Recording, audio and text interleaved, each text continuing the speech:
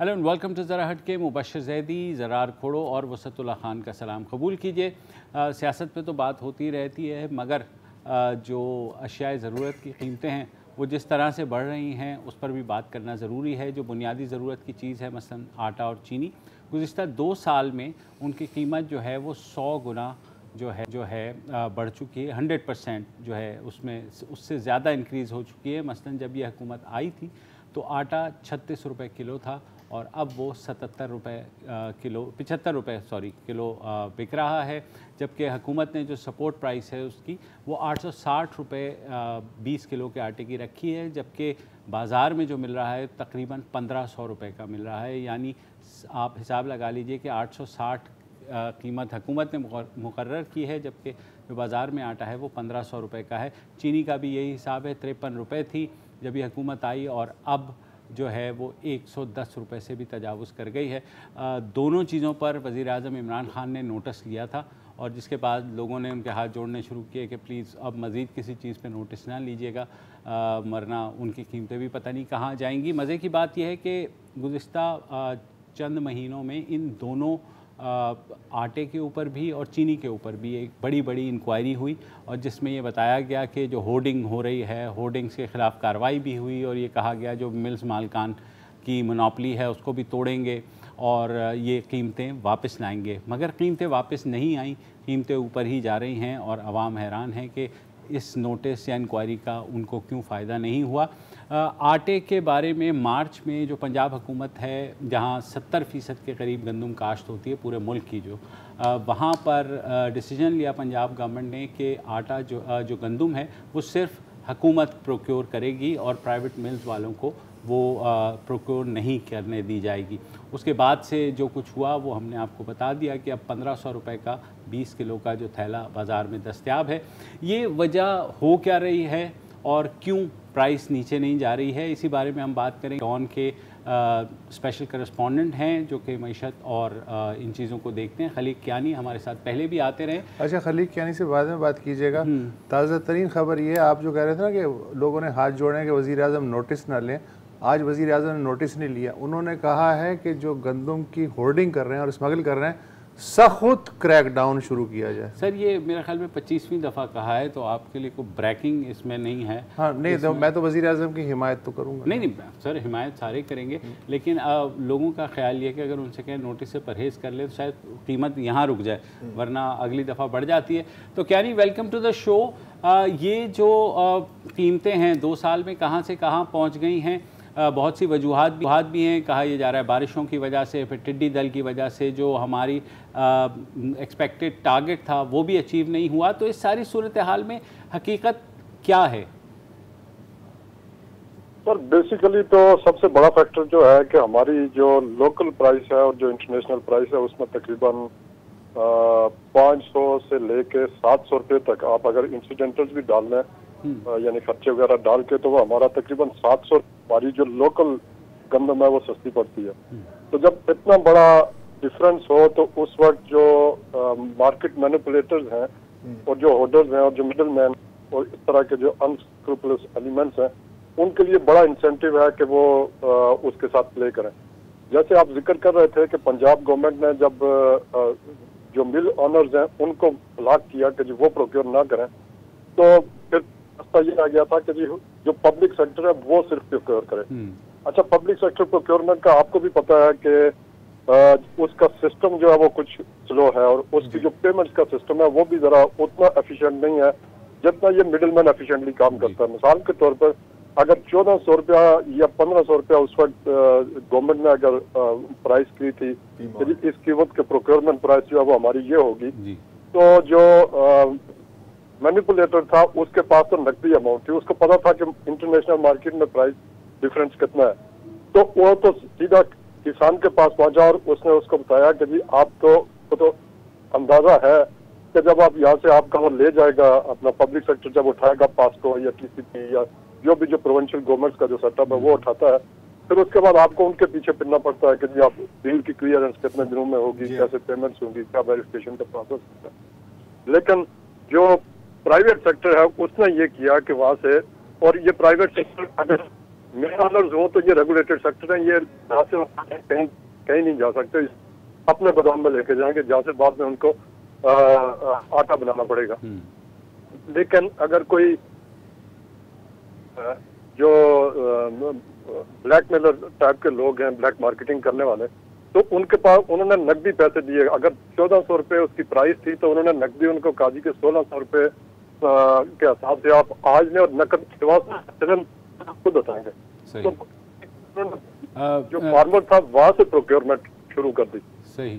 نتیجہ یہ ہوا کہ پبلک سیکٹر میں چاروں صوبوں میں سے پنجاب کسی حد تک جو اس کو ٹارگٹ تھا اس کے نزدیک پہنچا, باقی ایک بھی صوبہ جو ہے وہ اپنی ٹارگٹ کو نہیں پہنچ سکا. اور اس کا سب سے برا حال جو ہے وہ کے پی میں تھا, جہاں تقریباً میرا خیال ہے 1 لاکھ ٹن کے لگ بھگ ان کا ٹارگٹ تھا, تو وہ میرا خیال 15-16 ہزار سے اوپر نہیں جا سکے.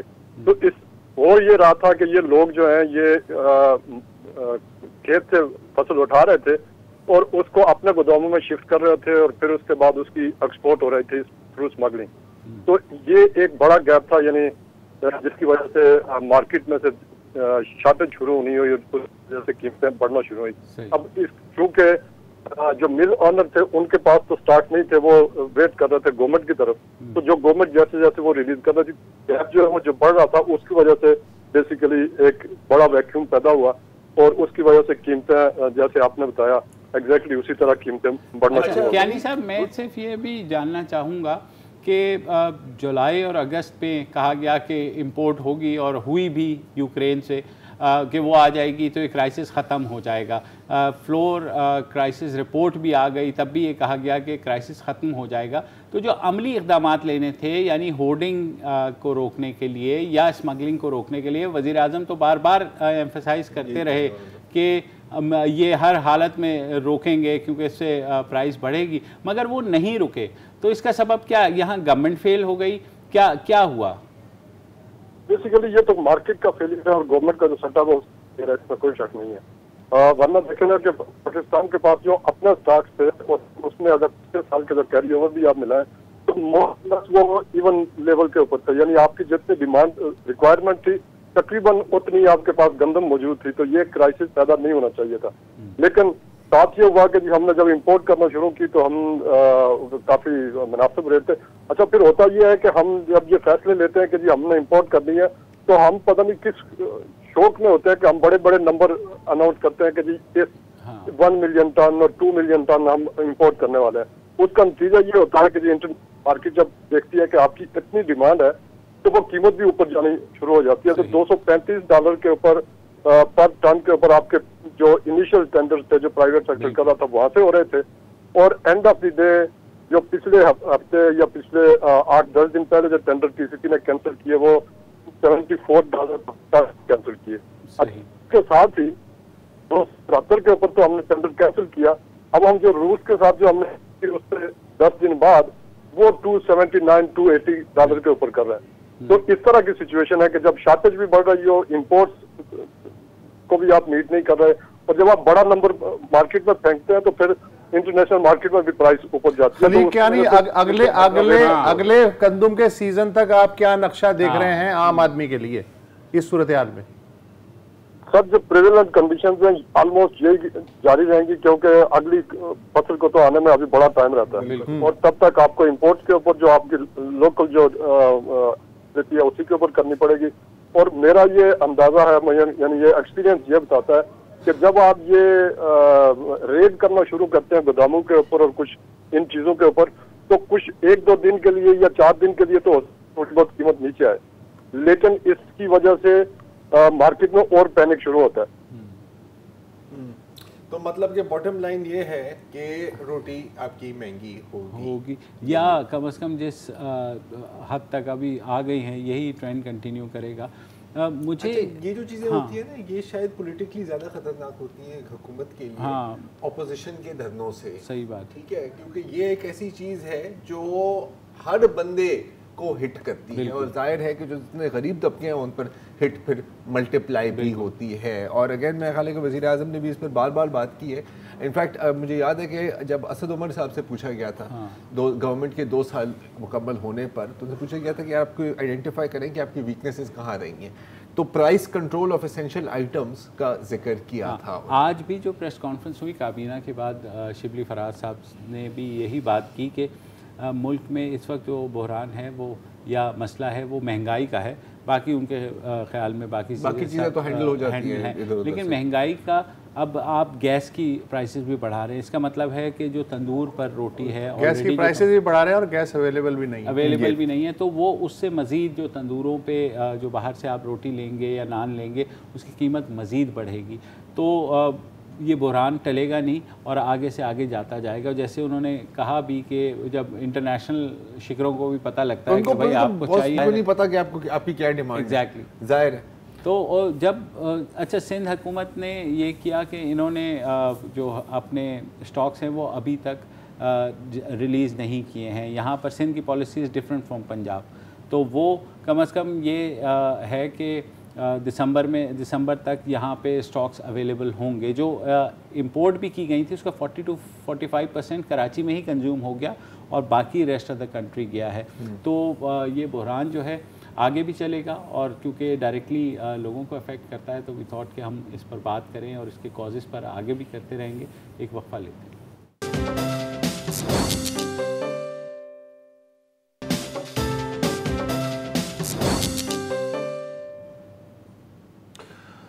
منیر نیازی کہتے ہیں کہ ایک اور دریا کا سامنا تھا. منیر, مجھ کو میں ایک دریا کے پار اترا تو میں نے دیکھا, اور اگر دریاؤں کے ساتھ ساتھ جزیرے بھی ایک دوسرے کے ساتھ ملے ہوئے ہوں اور ان پہ جھگڑا ہو جائے اور یہی پتہ نہ چلے کہ اونرشپ کس کی ہے, یہ پتہ ہونے کے باوجود کہ اونر کون ہے, تو پھر ظاہر ہے کہ اس جھگڑے کو حل نہیں کیا جا سکتا.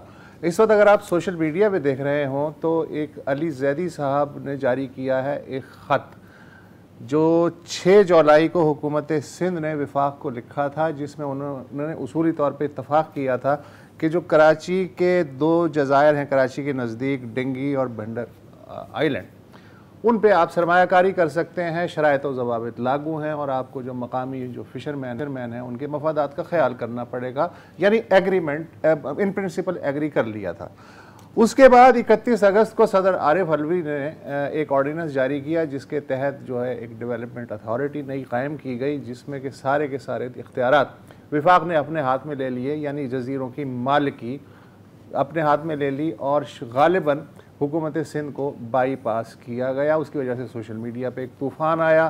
پہلے پیپلز پارٹی خاموش رہی, پھر اس کے بعد نفیسہ شاہ کا بیان آیا, پھر اس کے بعد بلاول بھٹو زرداری صاحب کا ٹویٹ آپ نے کل دیکھا ہوگا کہ ہم کسی صورت جو ہے وہ کمپرومائز نہیں کریں گے. اس وقت ہمارے ساتھ فہیم زمان موجود ہیں, تعارف کے محتاج نہیں ہیں. فہیم زمان صاحب, یہ 6 جولائی کا جو خط اس وقت سوشل میڈیا پہ جو حکومت سندھ نے جاری کیا, اس میں تو انہوں نے اصولی منظوری دے دی. اب جب اس کی بنیاد پہ عارف علوی صاحب نے آرڈیننس جاری کر دیا تو اب حکومت سندھ کہہ رہی ہے کہ ہم سمجھوتا نہیں کریں گے. تو یہ بلی تھیلے کے اندر چلی گئی یا بلی تھیلے سے باہر آ گئی؟ اصل میں سندھ کے ارباب اقتدار جو ہیں بہت دیالو ہیں, اور دیالو ہونے کے لیے ایک شرط یہ ہے کہ آپ جو دیں وہ دائیں ہاتھ سے دیں تو بائیں ہاتھ کو پتہ نہیں لگنا چاہیے. تو اصل میں مسئلہ یہی ہے کہ جو آیا, جس خط لکھوا کے لے گیا, تو وہ اتنے چپ چپا کے ہوا ہوگا کہ باقی کو پتہ ہی نہیں چلا ہوگا. یہ تو اب پتہ چلنا شروع ہوگا اور سب سر کھجا رہے ہوں گے کہ یار یہ کیا ہوا. اور ایک دوسرے سے اس وقت یہ بھی چل رہا ہوگا کہ جی آپ ہی نے تو فون کر کے کہا تھا کہ دے دو, اور اب جو ہے وہ کس حالت میں کہا تھا. اچھا, یہ پہلا موقع نہیں ہے. ہم پیپلز پارٹی کو ٹارگٹ کر رہے ہیں. ظاہر ہے اس میں جو جس طرح پراسرار طریقے سے یہ مسئلہ چل رہا ہے ٹارگٹ کرنا بھی چاہیے, لیکن یہ کوئی نیا نہیں ہے. This is for the second time. میں آج نصیر میمن ہے انوائرمنٹلسٹ, ان کا ایک مقالہ پڑھ رہا تھا. انہوں نے کہا جی 2006 میں یہ جو 2 جزیرے ہیں ان پہ ایمار نامی ایک کمپنی کو لوکل سرمایہ کاروں کے ساتھ ارباب غلام رحیم کی حکومت تھی, $43 بلین کی سرمایہ کاری کی اجازت دی فیڈرل گورنمنٹ نے. اسلام آباد میں پریس کانفرنس میں اس کا اعلان کیا کہ جی یہاں 13 برس میں ایمار اینڈ کمپنی گھر اور فلیٹس بنائے گی 15,000 کے لگ بھگ. 85% جو شیئرز تھے اس معاہدے کے وہ ایمار کے پاس, اور 15% پورٹ قاسم اتھارٹی کے پاس. حکومت سندھ کہیں نہیں تھی. किसी ने अरबाब रहीम से कहा कि जनाब ये हो क्या रहा है, उन्होंने कहा अच्छा नहीं मुझे तो नहीं पता ये क्या हो रहा है, मैं वफाकी हुकूमत से पूछता हूँ। वफाकी हुकूमत से उन्होंने पूछा होगा, उन्होंने कोई जवाब दिया होगा। उसके बाद अरबाब रहीम ने यू टर्न लिया और 3 अक्टूबर 2006 को सिंध काबीना कहती है कि हम इस प्रोजेक्ट की हिमायत करते हैं क्योंकि ज़मीन तरक्की से ज़्यादा अहम नहीं है, और इस प्रोजेक्ट की चूँकि इक़्तिसादी राब्ता कमेटी ने मंजूरी दी है लिहाजा हम इसके साथ हैं। तो ये हुकूमत सिंध का पहला यू टर्न नहीं है और ये पीपल्स पार्टी ने सेकंड टाइम किया है। अच्छा, उसके बाद एक और नक्शा आया कि ये जज़ायर जो हैं वो DHA फेज़ 8 से 1.5 किलोमीटर का एक ब्रिज बनेगा और उसके साथ अटैच हो जाएंगे। तो ये बेसिकली एलिटिस्ट प्रोजेक्ट था उस वक्त भी और आज भी वही नक्शा मुझे लग रहा है कि यही होगा। अच्छा, एक और मैं इसमें इजाफा करना चाहूँ, sorry before we give you the flow sir, कि तकरीबन मेरे ख्याल 2015-2016 में आरिफ अलवी साहब उस वक्त सदर नहीं थे, उन्होंने इस पर बहुत तनकीद की थी एंड उनकी एक ट्वीट आई थी कि जी बुंदल आइलैंड ऑफ DHA को रिजॉर्ट किया जाए, बनाया जाएगा बैरिया और एमआर से, और फिर एक लंबी सीरीज़ ऑफ ट्वीट्स थी कि जी मैंग्रोव तबाह होंगे, वाइल्ड लाइफ जो चिड़िया वहाँ पे रहती हैं and so on and so fourth. अब वहाँ से ही ये ऑर्डिनेंस आई है, चलो ये भी एक और एडिशन है इन दिस इंटायर टेल। तो फहीम साहब मतलब मसला क्या है यार, एक मतलब जजीरे के ऊपर एक शानदार शहर बन जाए तो कहते हैं इशू क्या है? आप लोग ना माजी में रहते हो। नहीं अब आगे है ना यार, माजी हाल में चल रहा है, माजी हाल में चल रहा है। अब मैं हाल की तो बात कर रहा हूँ, मैं माजी हाल की बात कर रहा हूँ। आप 2016 का भूल गए। अच्छा, जब बुद्धू और बंडल आइलैंड मलिक रियाज साहब जो थे, टॉमस क्रेमर एक इन्वेस्टर था, बिल्डर था जर्मन, जो कि जिसने सदर्न फ्लोरिडा को डेवलप किया था, उस वक्त वो तबाहाल हो गया था। $200 मिलियन की उसकी सेटलमेंट हुई, कंप्लीटली ही हैज गॉन बस्ट। वो मलिक रियाज साहब से मिला और फिर वो इस्लामाबाद आए, उनको पिंडी और इस्लामाबाद के दरमियान मलिक साहब ने घुमाया और वो शख्स कहता था $20 अरब। एक तो ये हमारे यहाँ 20 अरब 43 अरब, ये अच्छी बात है, डॉलर में होता है ना तो हम समझते हैं शायद तो वो $20 अरब की वो लेकर आ रहा था। वो उस वक्त चला गया क्योंकि टॉमस क्रेमर खुद ऑलरेडी बैंकरप्ट हो चुका था और वो पैसे नहीं ला सका, इस वजह से वो प्रोजेक्ट ख़त्म हो गया।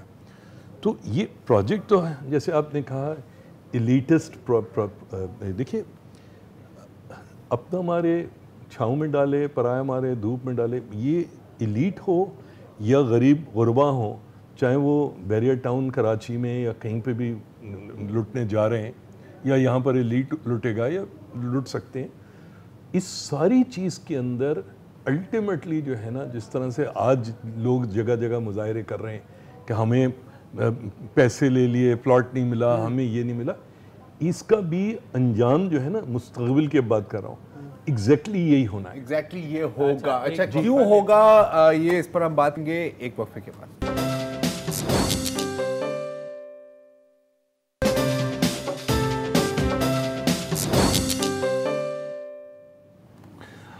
मौजू है 2 जजीरे, हुकूमत सिंध और वफाक के दरमियान झगड़ा खींचातानी, और हमारे साथ जो हैं साबिक एडमिनिस्ट्रेटर कराची फ़हीम ज़मान मौजूद हैं। फ़हीम,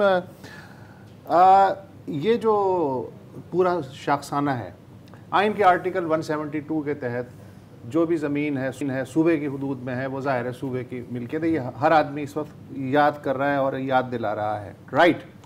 ये जो 6 जुलाई को हुकूमत सिंध ने उसूली तौर पे इत्तफाक किया कि ये जी 2 जज़ायर ले लें मशरूत तरीके पे और आप इनकी डेवलपमेंट करें, और उसकी बुनियाद पे हुकूमत पाकिस्तान ने डेवलपमेंट अथॉरिटी कायम करने का जो प्लान किया, मैं ये जानना चाहता हूँ कि हुकूमत सिंध का ये ख़त लीगली इसकी क्या हैसियत है, उस डेवलपमेंट अथॉरिटी जो आरिफ अलवी साहब के दस्तखत से ऐलान हुआ है उसकी लीगल हैसियत क्या है, और जब हुकूमत सिंध की एक कोस्टल डेवलपमेंट अथॉरिटी ऑलरेडी मौजूद है तो इस नई अथॉरिटी का क्या मतलब है?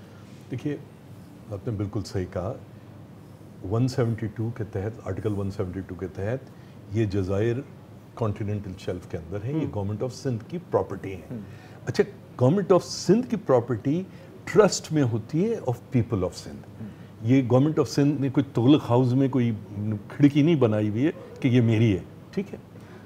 ایک بات یہ ہے سندھ کے عوام کے لیے, سندھ کے عوام کی ٹرسٹ کو ہولڈ کرتے ہیں, جو زمین ہے اس میں ہولڈ کرتے ہیں. صحیح. اچھا یہ تو ہو گیا. سپریم کورٹ نے آلریڈی یہ طے کر دیا ہے کہ حکومت سندھ کی کوئی زمین کسی کو بھی جو ہے وہ بغیر پبلک آکشن کے نہیں دے سکتی. فیڈرل گورنمنٹ لے سکتی ہے اگر فیڈرل گورنمنٹ کو ڈیفنس پرپزز کے لیے کوئی چاہیے یا کوئی خاص مقصد ہے, ناگزیر ہے, انہوں نے توپیں لگانی ہے, میزائل, کمرشل کے لیے نہیں لے سکتے, کمرشل کے نہیں لے سکتی, کیونکہ اگر کمرشلی کرنا ہے تو خود سندھ کیوں نہیں کرے. میری زمین ہے, آپ نے کہا میں اسلام آباد میں بیٹھا ہوں, میں لوں گا, میں بناؤں گا, کیوں لوگے بھائی؟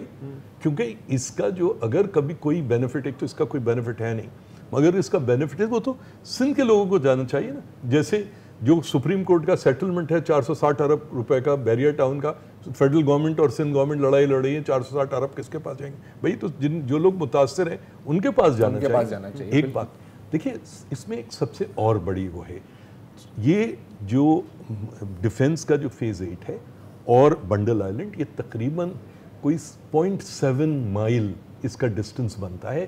یہ پیسج ہے پورے پورٹ قاسم کے جہازوں کی, شپنگ لائن ہے یہ میجر.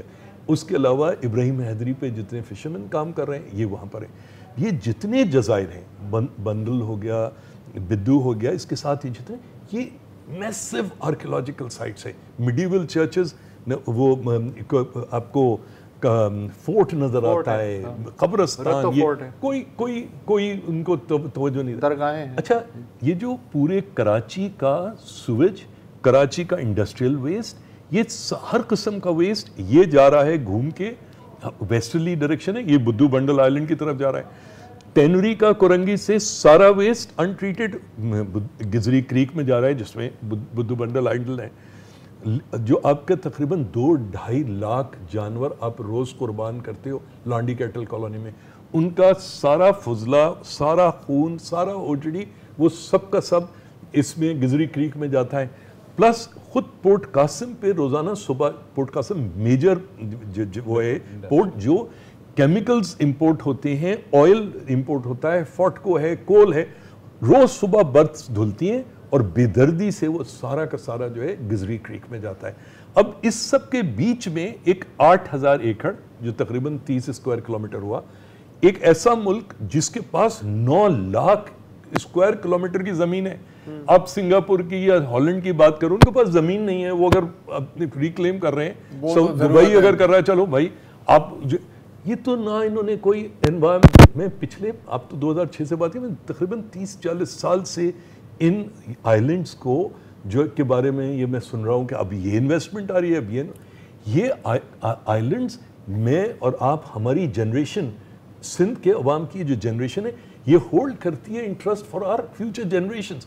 آج ہمارے پاس شاید پیسے نہیں ہو ان کو ڈیولپ کرنے کا, کنزرو کرنے کا. جی اچھا فہیم صاحب, یہ جو آپ بات کر رہے ہیں نا, اب دیکھیں سندھ کی جنریشنز, فشرمین وغیرہ اپنی جگہ, گٹر مطلب سویج ویسٹ, کیٹل کا ویسٹ, کیمیکل ویسٹ, کافی بدبودار قسم کی ڈیولپمنٹ بننے والی ہے نا. تو کیا یہاں پر کسی کو رہنا بھی چاہیے؟ یہ آپ سے سوال پوچھیں گے ایک وقفے کے بعد.